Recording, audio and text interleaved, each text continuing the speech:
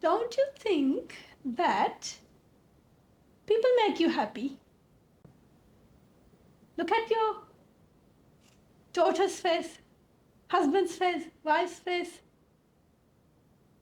And don't you think that they make you happy? And what about the things that you like? So, let us understand how we get this happiness, the Happiology.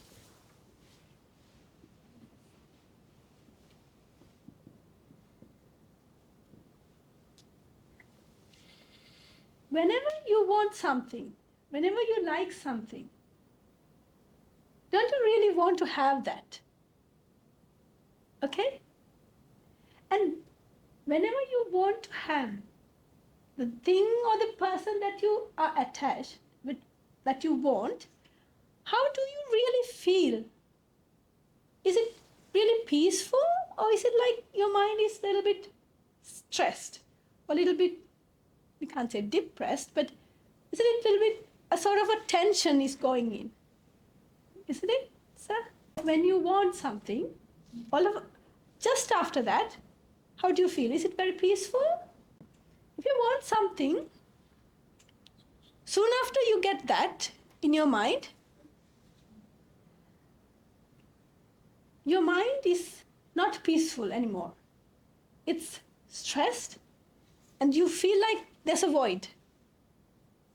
And after that, can you stay in that position, in that stressed position?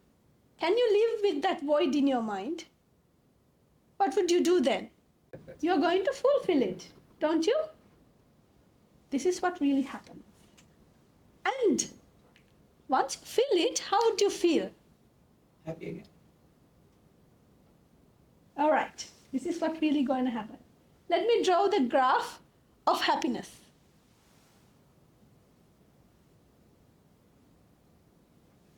This is the x-axis. No, y-axis. This is the x-axis. And happiness. Well, before you want something, how was your mind? Before you wanted anything, it was like you were neither happy nor sad. Something like this. All of a sudden, your mind says, I want to have chocolate cake. Well done, sir. Want chocolate cake. That happened at this position. Soon after that, how do you feel? You want to have chocolate cake, don't you? Do you going to buy it?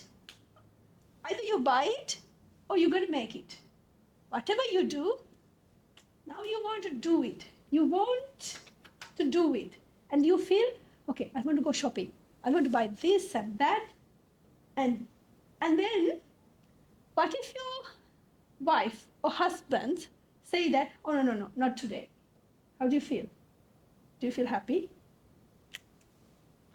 When you really want to have something, the mind loses that serenity it was living with, the serenity that it had. What happens is the mind goes into a state where a sort of stress is created. If you, let's say you wanted, let's say chocolate cake is fine. You wanted chocolate cake, but now you don't have it in your fridge, and now you're like, I want to make a chocolate cake. Okay? And you find the ingredients, and if you don't have the chocolate powder or something, chocolate chips or something, then of course you take the vehicle and then go to the Coles or Woolworths and then buy whatever the other ingredients you want, and then you come home and start making the chocolate cake. Okay, now it's baking. You get that smell. Okay? How do you feel now? Do you still have that void in your mind, or it's like, do you feel like you are reaching your goal? How do you feel? You feel like you are reaching the goal. And now, once it is baked and cooled down and done all the icing, how do you feel now? And having the first bite of it, you'll be like, wow, the recipe was perfectly fine, isn't it? And you feel like, and dear ladies and gentlemen, you feel like you're over the moon, you feel like you are here, okay? But to be honest, this is where you're going to end up. And you think you got what you wanted. You think you reached the happiness. But what happened really was that at this point, you were under a stress mindset, which we call vexation. And once you reach the normal position, you feel like you got the happiness that you were looking for. But is that a real happiness, or is it like releasing from this vexation? To be honest, isn't it the releasing from vexation? You'll be like, oh, chocolate cake. You feel like that once you're having the first bite of it. What really happened is you released from this vexation.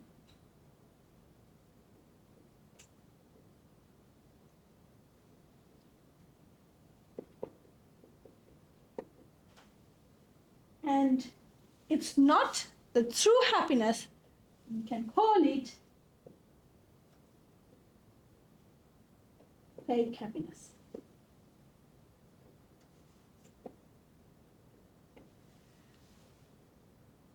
Isn't it? So you thought that the chocolate cake made you happy. All right. Anybody here that do not like chocolate cake? Is there anyone who doesn't like chocolate cakes? All right. What if I say I don't like chocolate cake? Do you believe me or not? I like vanilla cake. Not the chocolate. So, if you give me a chocolate cake, can you all make me happy by giving a chocolate cake? But then you told me that chocolate cakes make you happy. Does the cake make you happy? So if the cakes make you happy, it should make me happy as well, isn't it? But chocolate cakes do not make me happy. So then, from where the happiness came? Was it really there in the cake? Or was it something that you created, that you thought? This is how the happiness came. Once you want something, you undergo this. Your mind vexes. And then, releasing from that vexation gives you a feeling like, wow, that kind of feeling. But to be honest, it's not the happiness, but it is released from the vexation. How many times that you deceived by this? That you think the worldly things gives you happiness. Worldly things, the people and things give you happiness. But to be honest, is that what really happens? All right, let's take another example. What if I give you something that you really don't want? Can I make you all happy? Giving you something that you don't want, which you don't like, can I make you happy? So then, for you to feel this happiness, you have to have this void in your mind.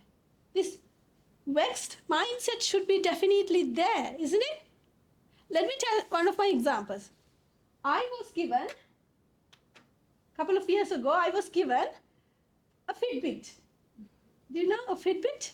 A Fitbit is, so you know, of course, that your heartbeat and the amount of calories that is burned, the number of steps, everything is recorded there. And one of my friends gave me this Fitbit in one of my birthdays, and I was like, what? Why did you give me this Fitbit? I don't really want this one, just I want a normal belt, normal wristwatch, which is having a brown belt or something. And he could not make me happy by giving this Fitbit. So then, don't you think having a Fitbit is something smart, something good? happiness. Why? I did not want it. I did not want the smartwatch. If you want something, what is the first thing that happens to your mind? Once you want it, the first thing is that you feel, oh, it's not there. And then what would you do?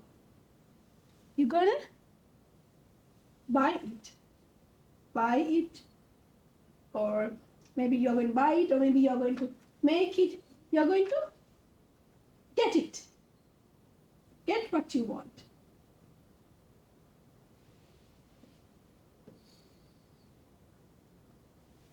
Yeah.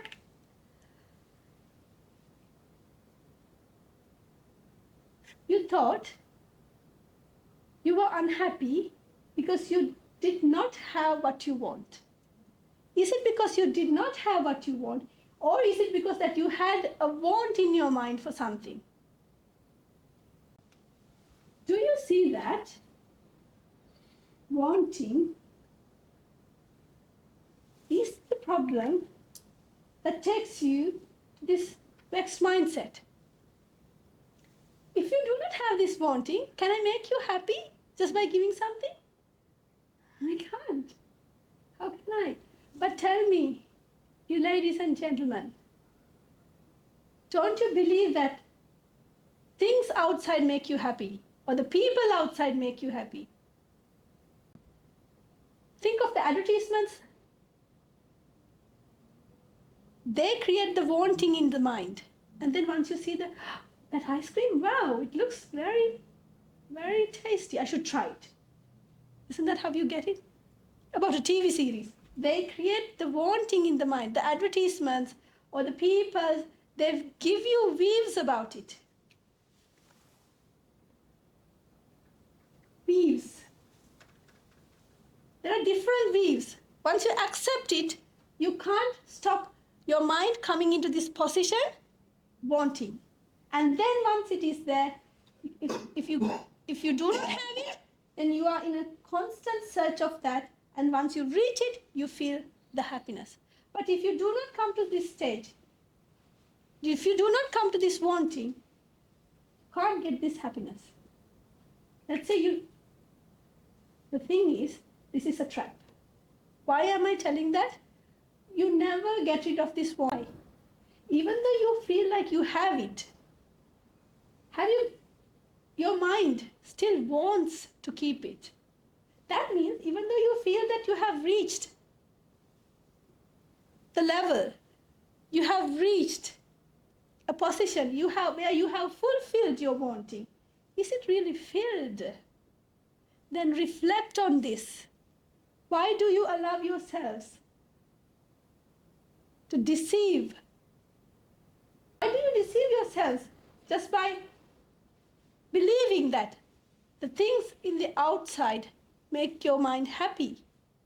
Try to understand this. Reflect on this. Whenever you want to eat something which you like, it's because you want something. The problem is here. And this is like never-ending trap. Even though you reach it of your mind, that wanting is the problem. It's not that not having anything. The problem is here. Once you get the weaves, you can't stop the mind coming into this position, coming into this stage. And then definitely you have to undergo vexation. And if you can make that happen, of course you feel this, the fake happiness. It is, of course, a fake happiness. And if you can't reach, what happens is, this goes further down, it gets stress and stress and stress, and the levels of this stress, we give them different names. We call it stress, anxiety, and depression come into action because of this wanting. That is the beast. This is the monster that we have to kill.